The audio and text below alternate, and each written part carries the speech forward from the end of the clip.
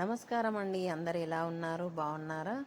ముందుగా అందరికీ పరాభవ నామ సంవత్సర ఉగాది శుభాకాంక్షలు. చూడండి మా పిల్లలు ఎలా తీసుకొస్తున్నారో. ఉగాది పచ్చడి రుచులు: తీపి అంటే బెల్లం, కారం అంటే కారపొడి, నెక్స్ట్ ఉప్పు, లవణం అంటాం కదా, వాళ్ళ చిన్న పిల్లలకి అర్థమయ్యే పద్ధతిలో మేము పెట్టామండి. నెక్స్ట్ పులుపు, చింతపండు, వగరు అంటే మనకి మామిడికాయ ఇప్పుడే సీజన్ కదా వచ్చేది, చేదు అంటే వేప పువ్వు, ఇప్పుడే మొత్తము చేరుస్తున్న వేప పువ్వు, ఇంకా వాళ్ళకి ఉగాది రుచులు అంటే ఏమేమి ఉంటాయి, ఉగాది పచ్చళ్ళలో కలిపేటివి ఏంటివి అనేది వాళ్ళకి డీటెయిల్గా ఎక్స్ప్లెయిన్ చేశామండి.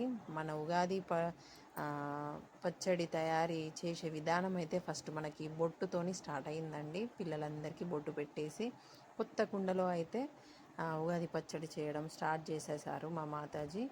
మా స్కూల్ సరస్వతి విద్యాపీఠం దండి, గీ గీతా విద్యాలయం హై స్కూల్.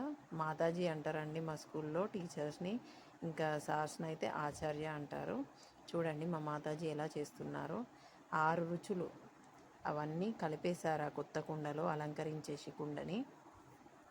ఇలా అన్నీ కలిసిన తర్వాత అన్ని సమపాలల్లో కలుపుతారు అండి ఉగాది పచ్చడిలో. ఇలా లాస్ట్కి అయితే వేపపూత వేసేసారు. వేపపు వేసిన తర్వాత మొత్తం పచ్చడి అంతా కలిపేసుకొని, ఇంకా పిల్లలకి ఉగాది అంటే ఏంటి దాని గురించి మనం ఎక్స్ప్లెయిన్ చేసేసుకుంటూ ఇలా ఉగాది అయితే పచ్చడి కలిపేసామండి.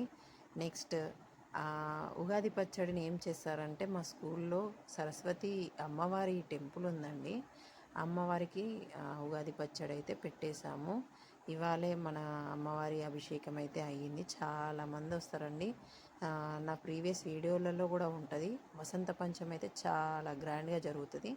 ఇంకా ఉగాది పచ్చడి అయితే అందరికీ షేర్ చేసేసామండి. పిల్లలకి ఏం రుచి వచ్చింది ఫస్ట్ అని, తీపి వచ్చిందా కారం వచ్చిందా అని కూడా కనుక్కున్నామండి పిల్లల్ని. చాలా హ్యాపీగా ఫీల్ అయ్యారు.